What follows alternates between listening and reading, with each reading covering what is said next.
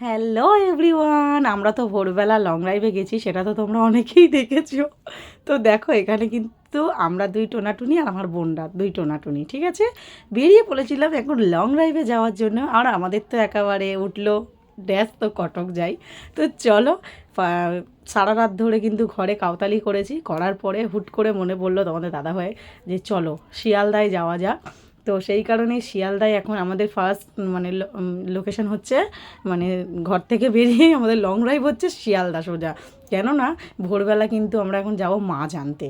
হ্যাঁ, কোনো কিছু নেই, আমরা ঘরে খাওয়ার জন্যই যাব মাছ আনতে। তখনও ডিসাইড হয়নি যে আমরা কি কি মাছ নেব বা কী। তো চলো পুরোটা দেখতে থাকো, তাহলেই তোমরা বুঝতে পারবে আমরা কি মাছ নিলাম। ভীষণ আনন্দ হচ্ছিল। তো দেখো এখানে টোনাটুনি আমরা চারজনে কিন্তু বেরিয়ে পড়েছি ট্যাঁ দুটোকে ঘরে ঘুম পাড়িয়ে দিয়ে। আর আমার মতন কারা কারা আছো এরকম দিনের বেলা ঘোরার থেকে রাত্রিবেলা ফাঁকা রোডে ঘুরতে ভীষণ মজা লাগে ও। আর এই ঠান্ডা ঠান্ডা ওয়েদার, ঠান্ডা ঠান্ডা হাওয়া, আর সাথে প্রিয় মানুষটা, আর কি চাই, তাই না? তো চলো, আমি ভেবেছিলাম আমি একাই পাগল, একাই তার কাটা, কিন্তু তোমাদের দাদা ভাই আমার সাথে থেকে থেকে ওরও তারটা কেটে গেছে, ঠিক আছে। তো এরকমই একজন সঙ্গী থাকা দরকার আর কি, যে নিজের এটা বুঝবে যে তো যাই হোক, তো এইরকমভাবেই কিন্তু আমরা সবাই মিলে চলে গিয়েছিলাম। এখন যাচ্ছি শিয়ালদাতে। তো চলো, এখন এখানটায় হচ্ছে গাড়িতে কোন গাড়িতে হেলমেটটা থাকবে সেই চিন্তা ভাবনা। আমরা হেলমেট নিয়ে বেরোইনি, ওরা হেলমেট নিয়ে বেরিয়েছিল, তো সেইগুলো নিয়ে এখন একটু ডিসাইড হচ্ছে যে কোনটা কার গাড়িতে রাখবে। এই নিয়েও এইখানেও দেখো কতক্ষণ দাঁড়িয়ে কাউতালি মারা হলো, হাসাহাসি হি হি হলো। লোকেরা ভাবছে এটা কি পাগল না কি, রাস্তার মধ্যে এরকম করছে, মানে রীতিমতো লোকেরা আমাদের দিকে তাকিয়ে আছে, এমন করছে, ঠিক আছে। তো এখন চলো যাওয়া যাক, গিয়ে কিন্তু ফার্স্টেই খাবো চা, যেহেতু অনেকটা ঠান্ডা পড়েছে। আর এই রাত্রিবেলা মানে মানে এখন বাজে প্রায় 3। আমরা এইসব ফালতু লোককে নিয়ে এসেছি, ঠিক আছে, এইসব ফালতু লোককে নিয়ে এসেছি, এদেরকে না নিয়ে আসাই ভালো। আমরা একা আসলে সব থেকে বেটার হতো। এই যে সব থেকে অসভ্য ছেলে হচ্ছে এইটা, একে না আসাই উচিত ছিল। কাকা বলছিল যে হাওড়া যাবে, আমি বলছি হাওড়া যাওয়ার স্টেশন আছে, বলছে হ্যাঁ। হাওড়া কেন বললাম? এরা সালিয়া মুখ কি করছে দেখো গাইস, আমাকে ফেলে রেখে।